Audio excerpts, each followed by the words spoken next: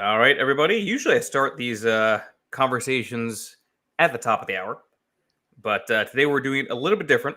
I'm excited for this conversation because I only got to hear Phil speak once, and I was very impressed when he was talking about Raliant, the funds that Raliant has, and the approach that the firm takes. So hopefully this will be a good conversation. For those who are watching us live on X, LinkedIn, YouTube, if you have any questions, I can see your comments, I can see your posts. Just if you want to engage, put it your comment in whatever platform you're on. I'll try and bring it up as we're live here. Please, folks, as always, like and repost and share this no matter what platform you're on. This is a sponsored conversation with one of my clients, Raliant, which has a number of ETFs we're going to get into. I try to bring on clients that are unique in the way they approach markets. And I think there's a lot to learn from the way the company Raliant has put things together. So with all that said, my name is Michael Guyad, publisher of the Lead Lag Report. Joining me for the rough hour is Mr. Phil Wool of Raliant. Phil, introduce yourself to the audience more formally for those who don't know who you are. What's your background? What have you done throughout your career? What are you doing currently? Yeah, well, first of all, Michael, pleasure to be here. So I'm Phil Wool. I am the head of portfolio management, the chief research officer at Raliant Global Advisors. We're an asset manager that services primarily institutional clients. We build global equity strategies with a focus on emerging markets, including China. And we've launched in the last couple of years a series of ETFs that give every investor, not just big institutions, access to these markets where we're applying active management. So these are active ETFs that use our proprietary models to do stock picking within EMX China, and developed equity markets. My background is actually in the academic world. So before I co-founded Raliant, I was a professor at the State University of New York. I was teaching investments, but my research was all about behavioral finance. And in particular, I was studying equity market anomalies and how investors could build quantitative strategies to exploit mispricings in markets. A lot of that research was focused on US stocks, because if you're an academic publishing papers, you focus on the US stock market, those papers are more likely to get published. But it turns out in emerging markets, there are many more individual investors. Behavioral bias is more rampant because you don't have as much professional smart money in those markets. And so there's a bigger opportunity to take advantage of those mispricings. And that's one of the reasons that Raliant started up, was really to focus on giving US investors access to that sort of interesting behavioral alpha that we find in emerging markets. So that's me. That's a bit about Raliant, and I'm excited to talk about the strategies and emerging markets generally. So there's a lot I want to unpack based on this. First of all, I think you're probably familiar with the criticism that the academic world doesn't really match up with the real world when it comes to investing in markets. Talk about the elements of truth to that, the elements of lies to that. Yeah, I mean, I think it's typically people look at finance textbooks and they think to themselves, uh, academics in the ivory tower are creating these theories, and then as soon as you deploy those in markets, things start to break down. But my research has always been focused on the shortcomings of theory. What happens in markets? What are the sorts of frictions that you observe when you try to take a strategy and trade it? But more importantly, where does psychology and where does human behavior actually lead to the sorts of problems that derail finance theory when you try to take that into the real world? And so a lot of what we're doing is looking at departures from theory, where we think certain relationships should hold, where we think fundamentals should dictate prices, but then in markets, especially in markets that are really driven a lot more by individual investors, investors doing recreational trading, you see anomalies, and that's where the strategies come in. That's what we've really built our ETFs to exploit. So I'm very much on board with this idea that the theory doesn't necessarily hold in reality, but I think that's an opportunity for active investors. Let's talk about some of the typical anomalies, right, that exist in U.S. markets. We know momentum, right, is somewhat of an anomaly. I mean, people know it works. You would think if markets are efficient, it shouldn't, because everyone knows it works. Um, Several other factors, anomalies have been noted, and a lot of them have been arbitraged away, you can argue. What are some anomalies that you found when it comes to overseas markets that are not in the US, that are really prevalent outside of our borders?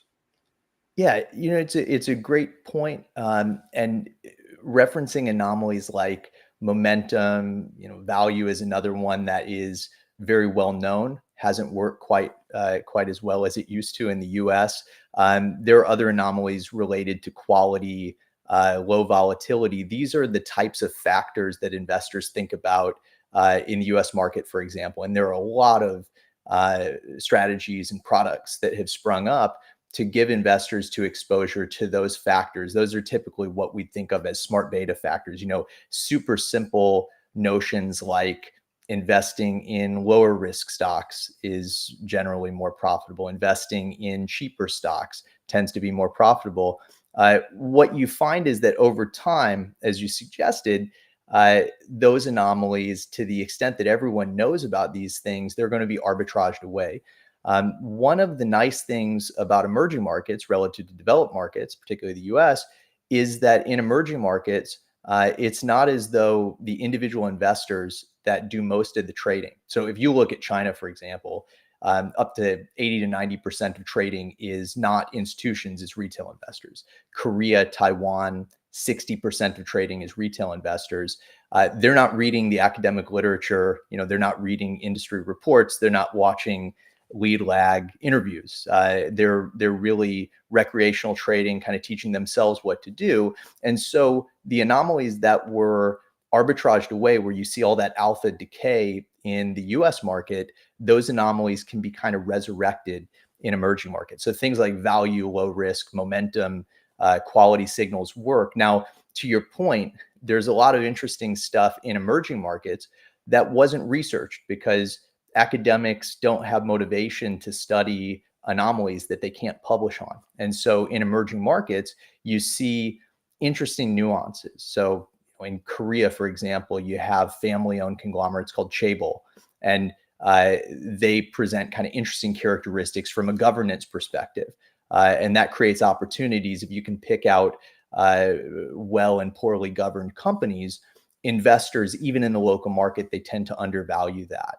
We can look at smart money foreign investor flows into emerging markets. So we can see what are sophisticated hedge funds and mutual funds and institutions offshore investing in within Taiwan's stock market. And you can piggyback on those smart money trades. In some of these markets, we can actually see what retail traders are investing in, and we can take the other side of their trade. So there are lots of interesting data sets and kind of market specific anomalies. And that's one of the other things that Raliant really focuses on in the research that goes into our strategies. I feel like we should define emerging markets. Because as you know, different indices can have different classifications. FTSE has, I think, as I recall, the FTSE does not include South Korea as an emerging market, and MSCI does, or maybe I'm having them flipped around. You probably know better than I would, but how should we think about just the category in general? Yeah, so you had it right. We generally follow MSCI, so we would include South Korea among the emerging markets. Typically, when people talk about delineating between developed and emerging, they're thinking about the development of the economy, but also the development of financial institutions. So across EM, you have a really wide spread in terms of economic development. You've got economies like South Korea or Taiwan, which are extremely well developed. These are some of the biggest exporters of high technology on the planet. They've got really efficient industry and so forth. But in markets like that, you'll find the financial institutions are less well developed. So there isn't a huge base of sophisticated institutional investors. Some of the market regulations are lagging behind. There are capital controls and FX restrictions that make those markets kind of challenging from a global allocators perspective. So it can be economic development, it can be the speed of GDP growth in these economies, It can be just that the financial institutions are lagging behind. Generally, the types of frictions that lead a market to land in the emerging category, these are exactly the types of things that create alpha opportunities. So for us, when I'm thinking about where I can find the biggest mispricings, I'm going to go to markets where there's a less developed financial institutional infrastructure. I can go in the market and trade, but I'm not trading against lots of other sophisticated institutions generally. But I think isn't that sort of key to the whole idea of identifying anomalies? You need to have large money also at some point try to arbitrage it away, and you hope you're among the first to do that to really benefit from, and generate that alpha. To the extent that, as we know, the last several years, emerging markets have broadly been a very hard category to invest in. A lot of institutions have just, I think, avoided. So you mentioned the infrastructure has really not been there. There's been, even if the infrastructure were there, it doesn't seem like there's that much interest because U.S. markets keep doing what they're doing, and it's been a very passive environment anyway in terms of fund flows. So if you identify an anomaly when it comes to overseas markets, how long can it take for it to close? So that's another great point. Ultimately, we need other smart investors to recognize that there's a mispricing, because we need prices at some point to converge to fundamentals. In emerging markets, that can happen in two ways. One, we're not the only professional money manager operating in these markets. It's just that there's an imbalance. There are more retail investors, and the retail investors are doing more trading, and they're having a bigger influence on the prices than institutions. But ultimately, to the extent that whatever the retail dumb money has missed eventually shows up in companies' financials. Eventually, companies that have lots of opportunity and potential for growth, they realize that growth, and it starts to show up in their cash flows and their net income. Eventually, even individual investors in those countries, they're going to wake up to the mistakes that they've made, and they'll sell the stock that's overvalued if the earnings growth never materializes. They'll buy a stock if suddenly they see that earnings have jumped.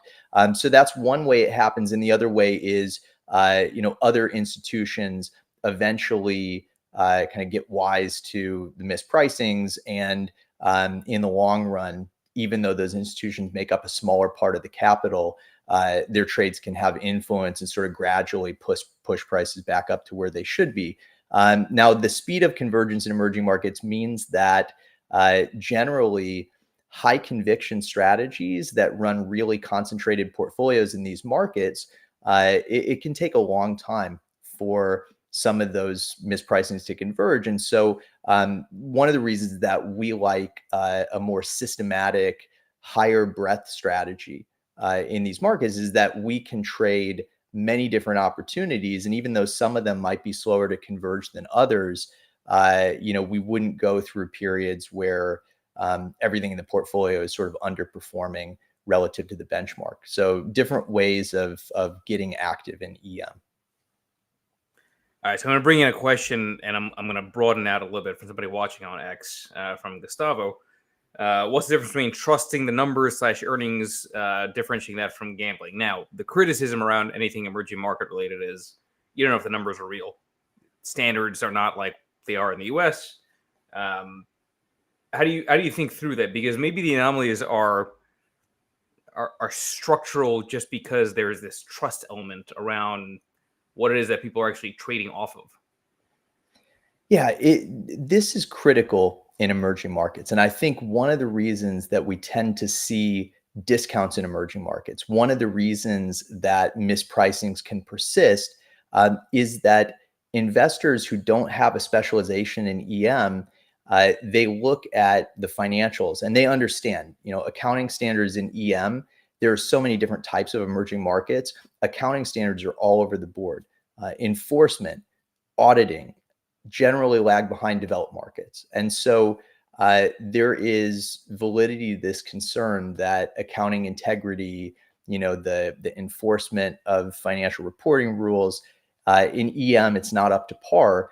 And so investors who can't get into the nitty gritty and differentiate between good and bad actors, ultimately they decide they're either going to stay away completely or they're going to apply a huge discount to emerging markets. So our job as an active investor that specializes in EM, we go in and we're trying to make those really fine differentiations between companies that, even within an accounting system that's not as well developed, that they have strong financial reporting integrity. We can look for red flags, so inconsistencies where you expect that if one quantity, like accounts receivable, is moving in one direction, sales should have a corresponding move. And if you don't see that, that can be a red flag. There are much more sophisticated measures of earnings quality that you can apply. Some of those are market specific. And that's one of those signals that stopped working in the US. So it used to be, prior to the mid 1990s, there were earnings quality signals measuring, for example, accruals versus cash flows that worked really well in the US market.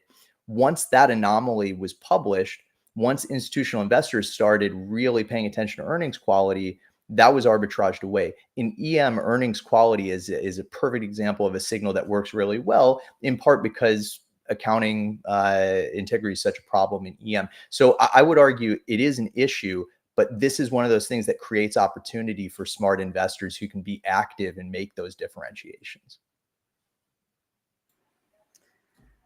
How do you think through analyzing international markets from the standpoint of how strong their legal structure is, potential for corruption at the government level, interacting with the private sector? I mean, I've got to assume that's not that easy to necessarily quantify. Yeah, it's not easy to quantify in some cases. In some cases, it's very clear cut. So when you look at Korea, for example, which MSCI includes among emerging markets, that the Korea discount is something that people talk about. This is a market where half of the index market capitalization is tech stocks, and yet it trades at a forward PE of 10. Compare that to a market like Taiwan, which is relatively cheap. It's trading at a forward PE of like 20 times. But the institutions in Taiwan are a bit stronger than in South Korea. So sometimes you can see this showing up in terms of a discount. Again, in Korea, when you think about what gives rise to that discount, in large part, it's corporate governance concerns. I mentioned chaebol. This is a corporate structure in Korea, big family-owned conglomerates where minority shareholders are often at a huge disadvantage. Recognizing that that's an issue, in Korea, this is a market where you want to develop methods of detecting strong versus weak corporate governance. That can be a huge differentiating factor when you're looking for bargains in those markets. So again, I tend to look at any kind of deficiencies in a particular emerging market in terms of accounting transparency, in terms of corporate governance, in terms of legal institutions. It creates opportunities to pick winners and losers in those markets from an active standpoint. Let's get into some of the specifics around the funds, so we can kind of go through the process, because I think the approach obviously is interesting, makes a lot of sense. So I'm showing here the sheet on how RAYC works. First of all, Quantamental is quite the term to explain. Let's explain what a Quantamental approach means. Yeah, this is a term that when we started using it, it wasn't very common. A lot of people have adopted this terminology, and it can mean so many different things. For some, it is a fundamental researcher, and they've just got some quantitative screening tools that they're using to help aid in the research. For us, we're much closer to the quant end of the spectrum. So we think about Quantamental ultimately as systematic strategies that stem from fundamental insights as to what are the important factors that an investor should be looking at in these markets. We develop trading signals and we apply those, and we can talk a little bit more about how that happens. But ultimately, every trading signal that we use, it's got some intuitive foundation in companies' fundamentals or some obvious behavioral bias that we think we can exploit if we just measure it in the right way. So this is not a black box. It's a set of systematic signals.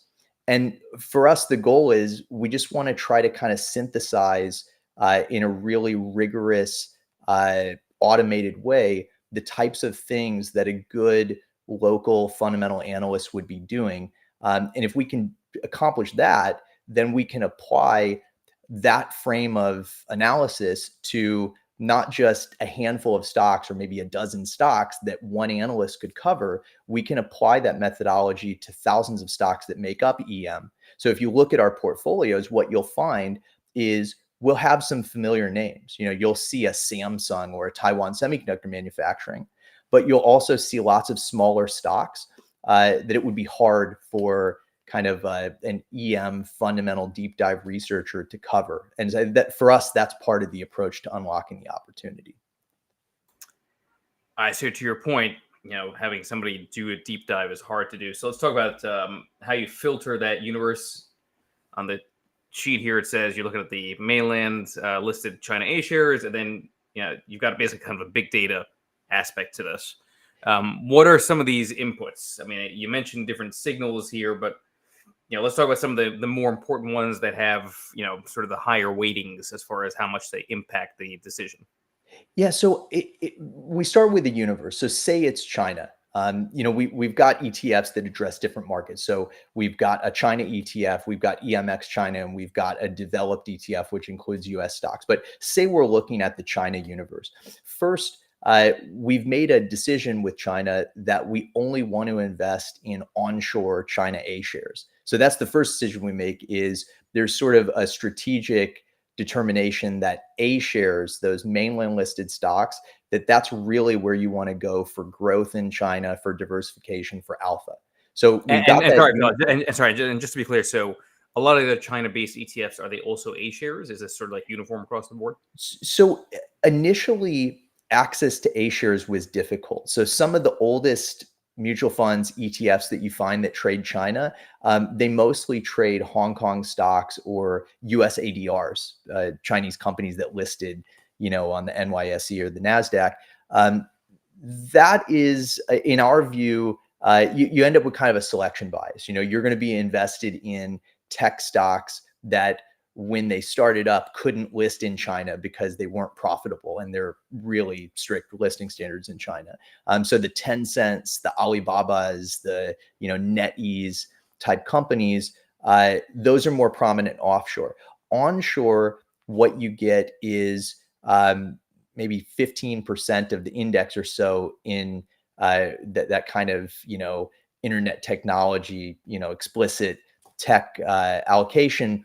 But a lot of the market cap is actually material stocks. It's industrials. It's companies that are really more closely tied to China's real economy. And that's what we want to target. The other benefit onshore is that if I trade Alibaba, I'm trading against really smart investors, because that's a stock that is mostly traded by offshore institutional investors. Onshore, like I said, 80% of trading volume is retail. So onshore, your counterparty is probably a retail investor that is, either just having fun with it or doing sort of amateur analysis. So we think we have a bigger edge there. So talk to me real quick about that move that China had, when they announced stimulus and it went bonkers for a day or two. I mean, was that, speaking about smart versus dumb flows, was that sort of the dumb flows, the automatic reaction from what you could tell? Yeah. So when I talk with clients and colleagues, other investors offshore, sentiment toward China has been bad. That's not a surprise to anyone. Onshore, if you can believe it, sentiment is even worse. So the sort of typical mainland retail investor had just kind of given up on the stock market. When you think about the timing of China's stimulus announcements, part of it was the People's Bank of China was waiting for the Fed to move. And then as soon as the Fed cuts, they're going to go in with lots of monetary stimulus. They had been doing that kind of monetary stimulus before, and it's not really helpful if consumers aren't spending money, businesses aren't investing. It's a liquidity trap.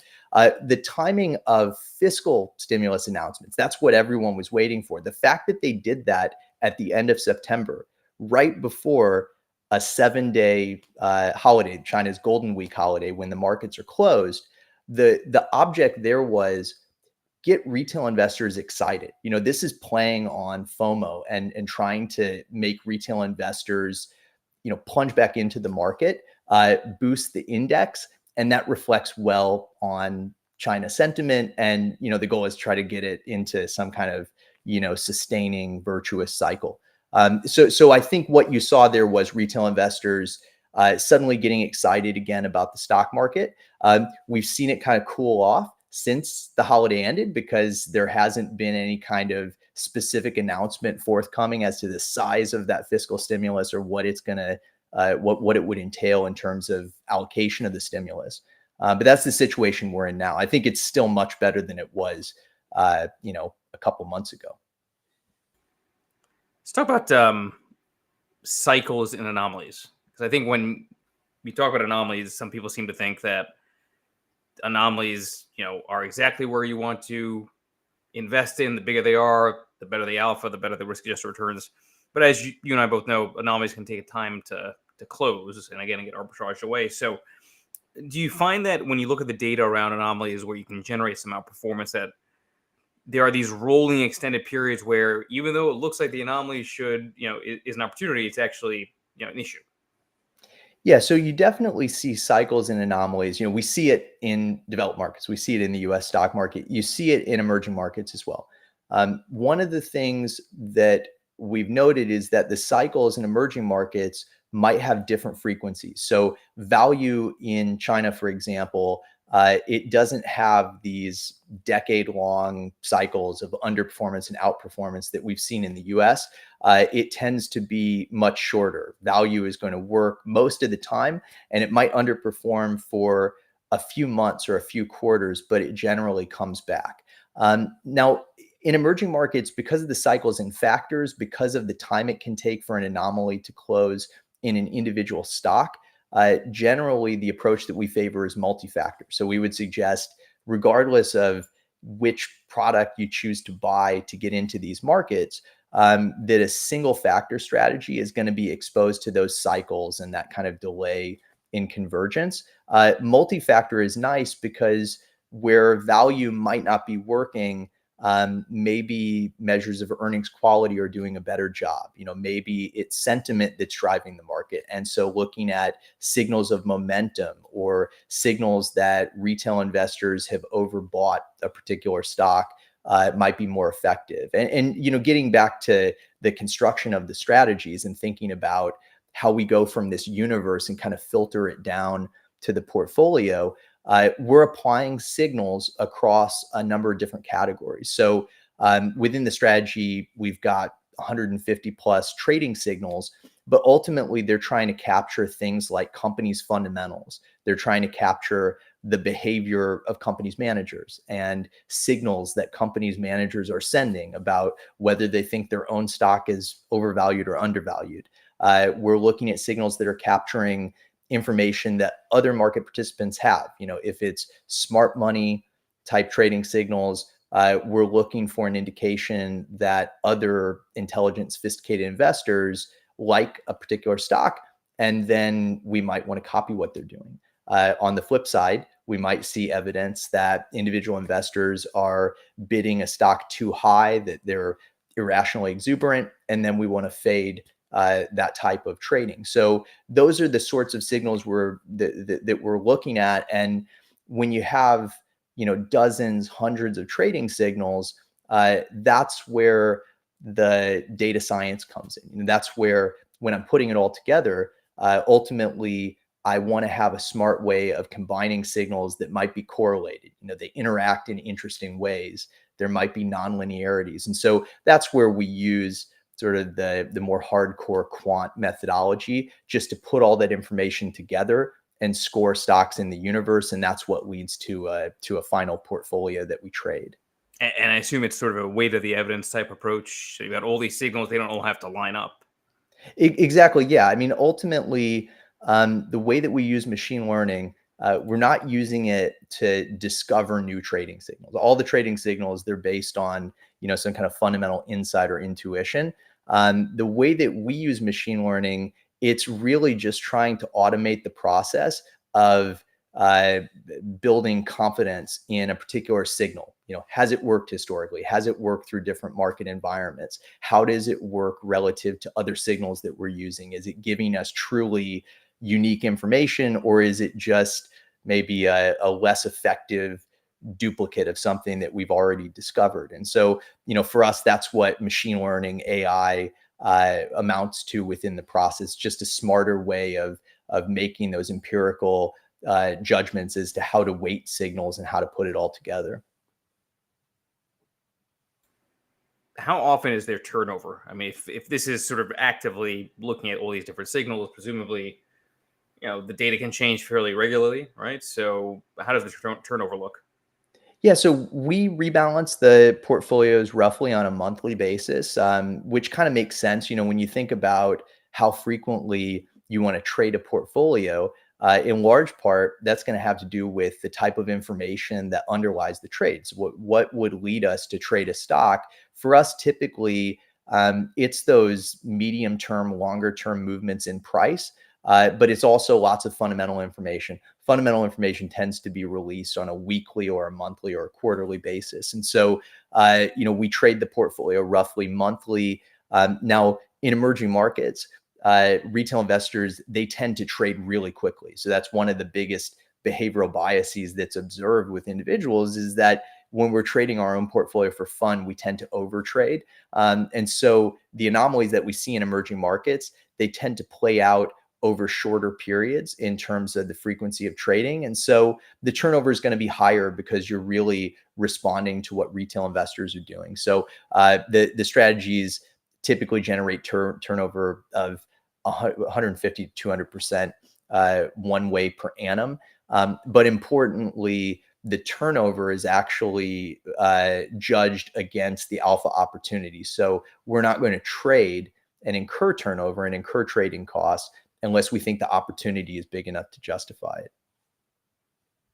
Let's talk about the developed market fund that you have, RAYD, for a bit here. Majority of it's US, as I think you had noted earlier. Wrong tab. 1 second, folks. Share this tab. Here we go. So I find this to be an interesting portfolio when I look at it. In the sense that you do not have the same degree of concentration risk as the S&P 500 does, at least from a U.S. specific perspective. Talk to me about how this is constructed, the anomalies that are trying to be captured here, and then importantly, how are you managing that top 10 risk? Yeah, so when we think about developed markets, and it probably makes sense to just take a step back and explain how we came as an emerging market specialist to run a developed markets portfolio. Within emerging markets, the biggest distinction is just that a broader class of anomalies still works really well within EM. Of course, to learn what you're going to exploit within emerging markets, it helps to study markets that have a much longer history. In China, I have maybe a decade of really good data. I can go back 30 years in terms of the data in the database, but not all of that's representative because these emerging markets are changing so fast. But the US has been in more of a steady state for a longer period of time. And so I can look at the US and I can learn a lot about quality signals, value, about risk, and all of these things that I'm going to want to apply in emerging markets. And so as a byproduct of doing good emerging markets research, we've studied developed markets over much longer history. And so whereas I don't think there's as much alpha opportunity in developed markets, I think smart investors make these markets more efficient. It's not that the signals don't work. And I think if you put things together in a smart way, and this is where machine learning comes into play, you can amplify the alpha that you would get if you were just investing in value or low risk within these markets. Now, in terms of the, thinking about concentration risk, I think that this is really one of the key distinctions between active and passive. Passive strategies, you are at the mercy of the market in terms of, how have they valued these really big tech companies like NVIDIA, Alphabet, Amazon, and so forth. We don't have to follow market cap weights. We're active investors. We can look at a company like NVIDIA, and we can make a determination that it's expensive.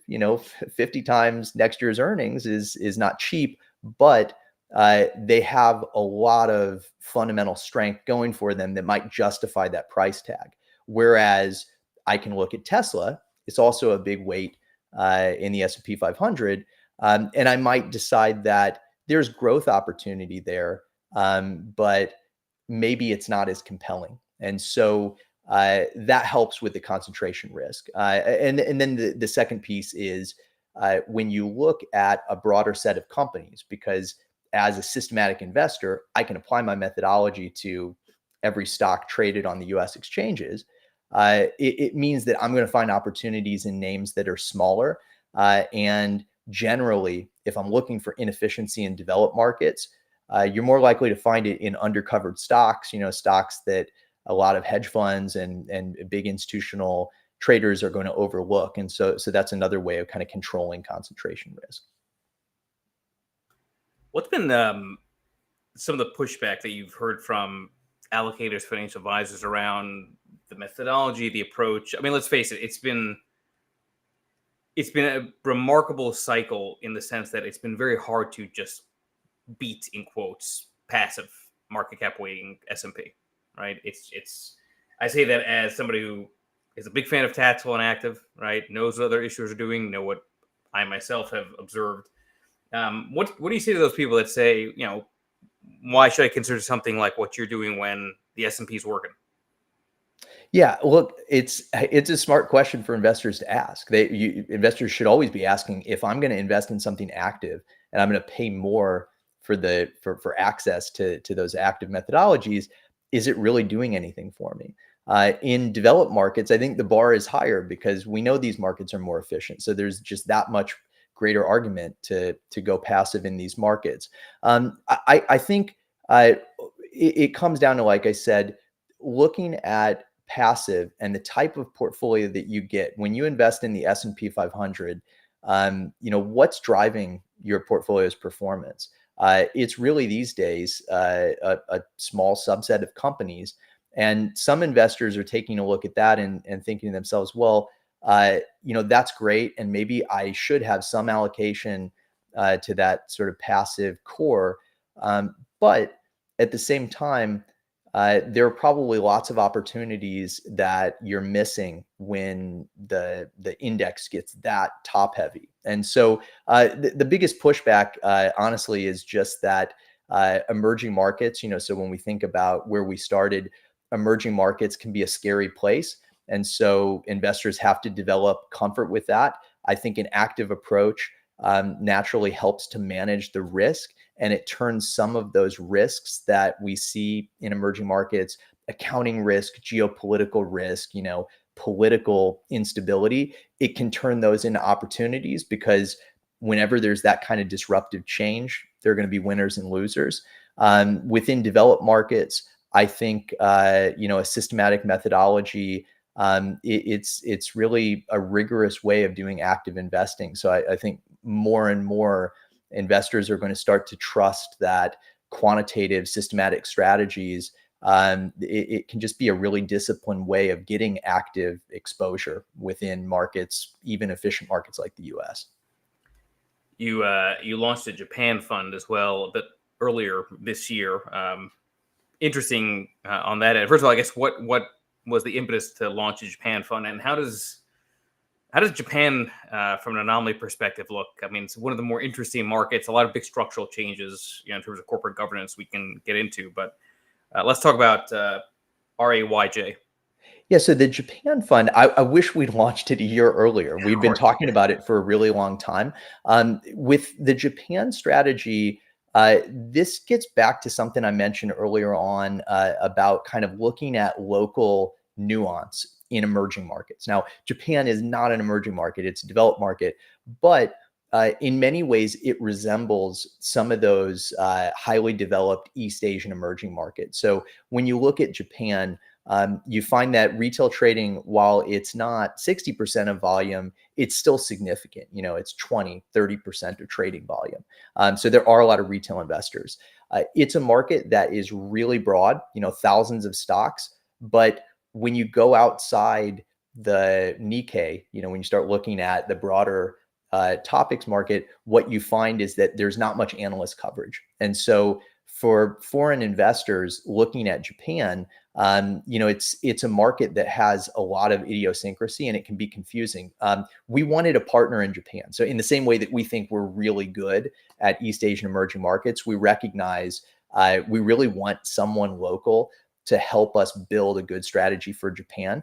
We found that in Sumitomo Mitsui DS Asset Management. So this is one of the biggest banks in Japan. It is the biggest active fund management company in Japan. And so when they wanted to launch a US Japan ETF, they found us and we started working together and developed a strategy that uses our systematic Quantamental methodology as an input to the process of a local fundamental research team. So it's a bit different than the other 3 Raliant ETFs in the sense that I said Ray C, Ray E, Ray D are much further on the quant end of the spectrum. Ray J is on the fundamental end of the spectrum, where quant is kind of an input to the process. And we just think there's a lot of opportunity there. You mentioned structural change. There's corporate reform. We're seeing Japanese consumers start to throw off the sentiment of deflation and stagnation. And as I said, at those inflection points, there's really big opportunity in our view. I mean, I like that it looks fairly concentrated, right? You got 32 holdings as opposed to the 2,127, so it's very filtered from that standpoint.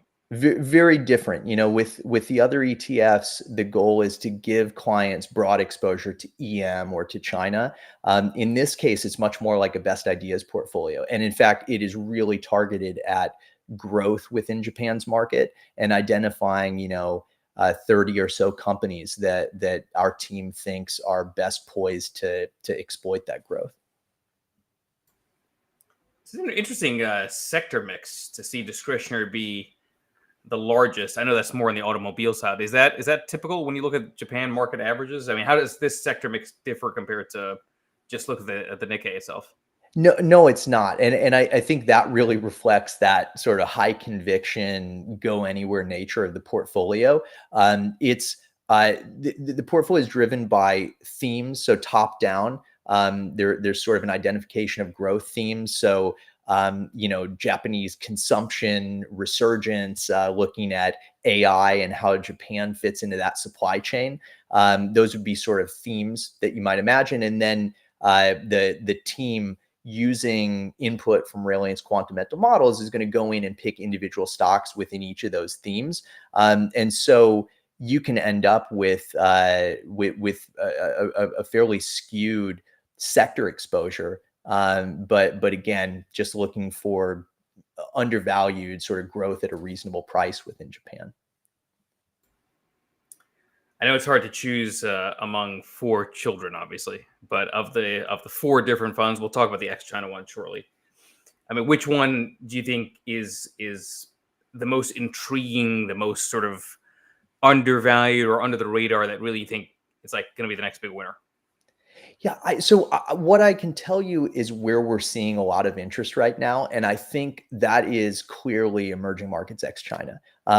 China we may see things shift a bit if stimulus comes through and sentiment toward China improves. But I think a lot of investors recognize that there are big changes happening now, that there is geopolitical tension between the US and China.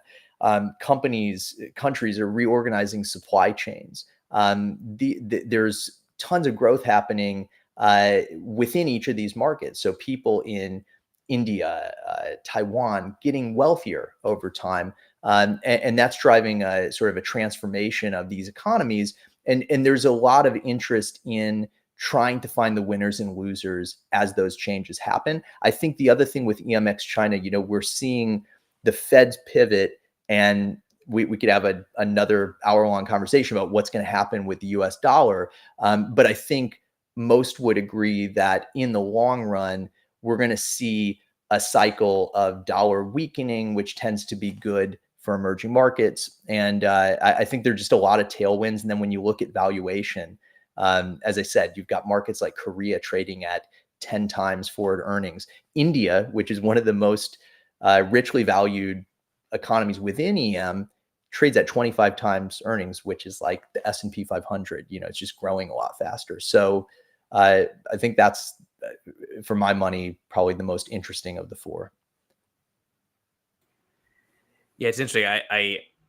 It's like there's a statement risk aspect to China in some some advisors' minds, right? It's like if they have a mom and pop investor and they're looking at their statement and the statement has the fund names and it has China in the name, there's an immediate allergy to that, right? So it makes sense to have a product that explicitly removes China. At the same time, that makes me think that China is probably one of the most underinvested parts of the public marketplace.